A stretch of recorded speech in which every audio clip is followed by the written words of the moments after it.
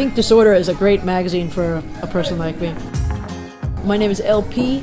I'm a musician, a singer-songwriter. So I'm just like touring a lot in Europe right now. Yeah, I just put out an EP last year and putting out a full length this year. From 2006 to 2009, I was in the major label system, and I wrote somewhere in the area of about 140 songs, for me as an artist.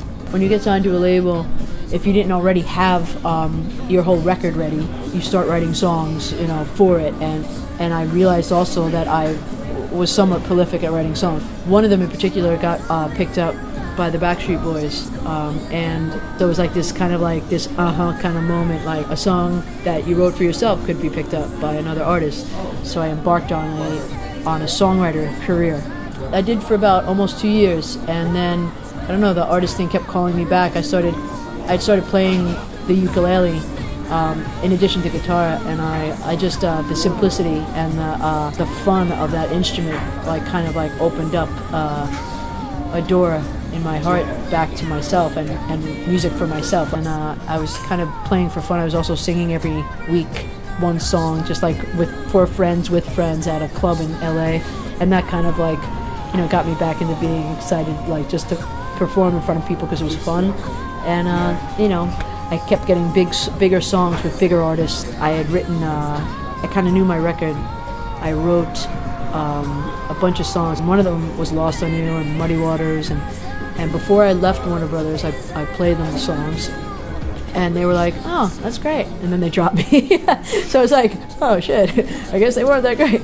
And then I was lucky enough to get picked up by Vagrant Records, and we put the record out real indie style. And here I sit in England now. I can't wait to come back to Europe for my tour. I am going to be in March, April. I'm doing a big European tour, and I'm excited. It's the dream,